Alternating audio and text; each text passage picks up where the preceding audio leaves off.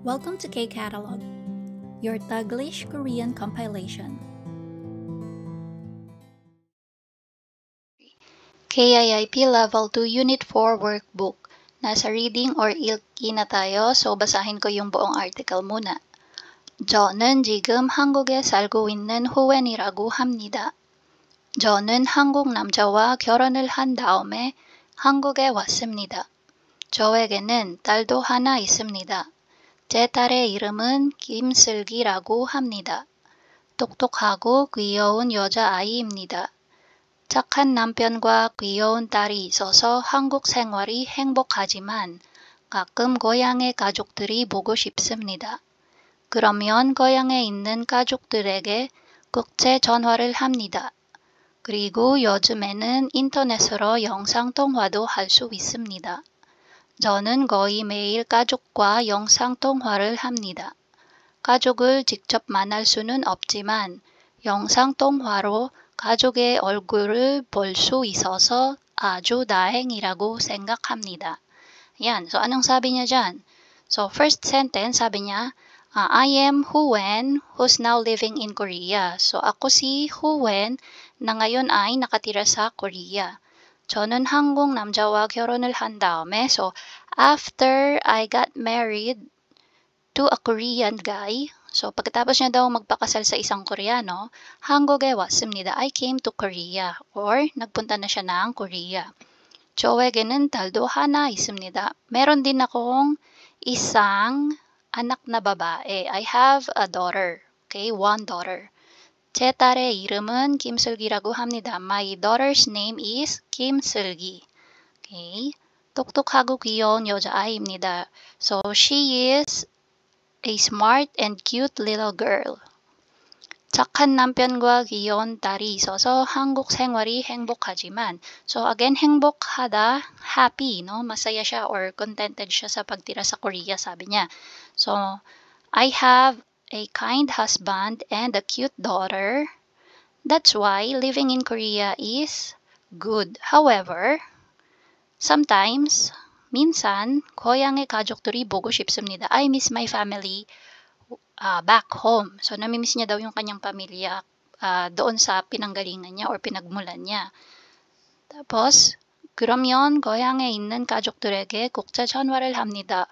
국제 전화, international phone call or roaming, no? So, 그러면, if that's the case, kapag ganun daw na namimiss niya yung family niya, anong ginagawa niya? Tumatawag siya. So, nagro-roaming siya para makausap niya yung family niya. 그리고 요즘에는 인터넷으로 영상통화도 할 수 있습니다. And also, these days, through the internet, we can do the video call. So, nakakapag-video call na nga, no? So, 저는 거의 매일. So, almost every day. 거의 매일, almost every day. 가족과 영상통화를 합니다. So, almost every day, I do video call with my family, sabi niya.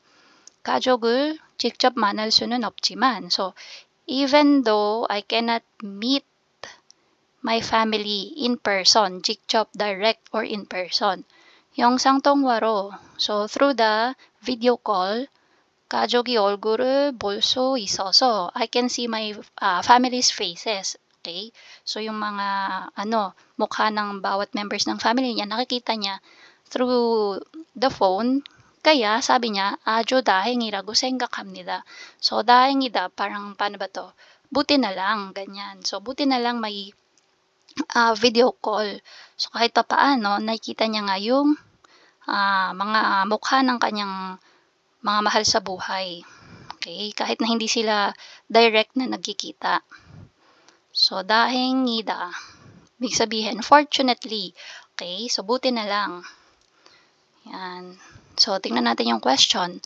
이 사람은 가족들이 보고 싶으면 무엇을 합니까? So, si 이 사람, this person. So, si Huwen yun, no? So, si Huwen. Ano daw ang ginagawa niya? What does Huwen do whenever she misses her family? Okay? So, ano yung sabi niya? Nung una, ang sabi niya ay tumatawag siya internationally. So, nagro-roaming siya, no? Asa na yun? Bayin natin ang kulay. 국제 전화. Okay? 국제 전화를 합니다. Tapos may isa pa. So, through the internet, 인터넷으로 영상통화도 합니다. So, yung pwedeng isagot natin dito is una, dalawa. So, 국제 전화도 하고, tapos, yung isa pa, 인터넷으로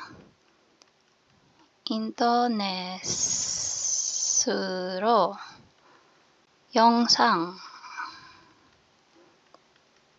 통화도 합니다. Ayan. So, ano ibig sabihin yan? So, nagro-roaming and at the same time, pwede ding yung video call, yung ginagawa niya. Okay? Number 2, 위글의 내용과 같은 것을. So, same ng sinasabi, no? 고르세요. So, choose.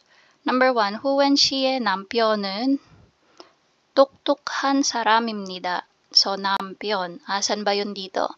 So, sabi dito, 착한 남편. Okay? 착한 남편. So, malamang X ito. Next, 후wen 씨의 아이는 귀여운 남자. 귀여운 남자입니다. Tama ba? Ang sabi, 귀여운 여자입니다. Okay, so X ulit yung number 2. Number 3, 고향에 있는 가족들을 자주 만날 수 있습니다. So, 자주 만날 수 있습니다. So, dito, direct yung sinasabi dyan. So, in person. So, 자주, often, madalas daw. Okay, madalas daw na mamit ni 후wen yung kanyang family. So, asan ba yung 만날 수요? 만날 수는 없지만. Okay? So, this one, X ulit yan. Okay? Kasi, via internet na lang yung madalas na ginagawa nila o kaya phone calls. So, 만날 수는 없지. Number 4, 가족들 생각이 나면. So, kapag namimiss daw ni Huwen or naiisip niya yung family niya, okay, whenever she thinks of her family, 인터넷으로 전화를 합니다. So, tumatawag siya gamit ang internet. So, tama. Yan, di ba? Sabi niya, no? 인터넷으로 영상통화도 할 수 있습니다. Okay, so yung pinakamalapit na sagot natin is yung number 4. Okay, so that's for reading. 1, 2, 3. Now, for the writing part, 쓰기, instruction, 다음은 부모님에게 쓴 편지입니다. 친구에게 쓰는 글로 바꾸세요. So, the following is about a letter written to the parents.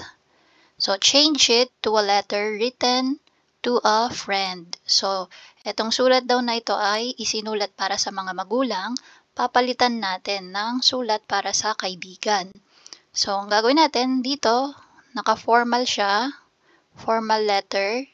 Gagawin natin casual na lang kasi kaibigan lang naman niya yung kanyang susulatan, no?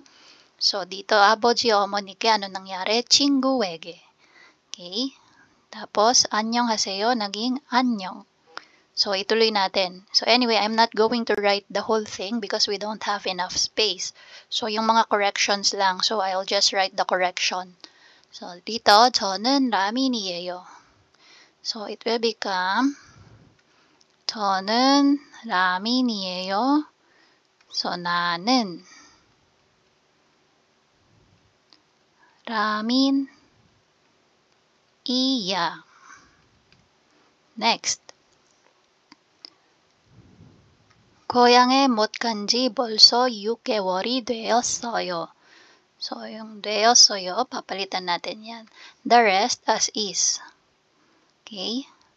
So, dito, 고향에 못 간 지 벌써 6개월이 되었어. Okay? Next. 엄마, 아빠가 너무 보고 싶어요. So, 엄마, 아빠가, so it's not 엄마, 아빠 anymore. So, it's the friend. And then, 너무 보고 싶어요 will become 너무 보고 싶어. Okay? So, yung 엄마, 아빠 magiging 니가. Okay? Explain ko to, no? So, first we have 내가. So, 내가 means me, ako. And then they also have another 내가. which means you. But they pronounce this one as niga. Okay? Para hindi malito. So, nega, me, niga, you. So, niga, 너무. Yan, as is 너무 보고, and then 싶어. Next, 건강하게 잘 계시지요. So, 건강하게 잘, and then yung 계시지요 will be changed to 있죠. 있지. So, 건강하게 잘 있지. Next, 저는 매일 학교에서 열심히 공부하고 있어요. So, 저는 will become 나는. Okay, and then 공부하고 있어요 will become 있어. Okay, so 나는 매일 학교에서 열심히 공부하고 있어. Next, 한국어 공부와 전국 공부가 어렵지만 열심히 하고 있어요. So dito as is, this one magiging 있어. Okay? So again, 한국어 공부와 전공 공부가 어렵지만 열심히 하고 있어.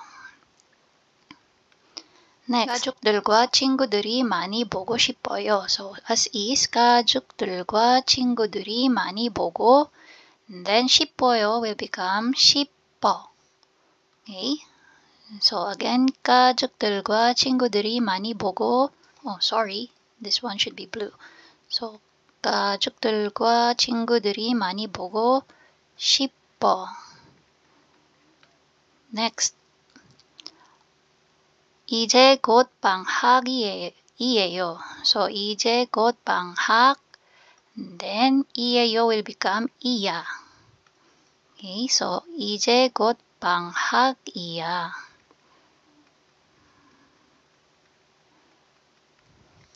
방학이 되면 바로 고향에 갈 거예요. So as is, 방학이 되면 바로 고향에 갈, and then 거예요 will become 거야. Okay, so 방학이 되면 바로 고향에 갈 거야.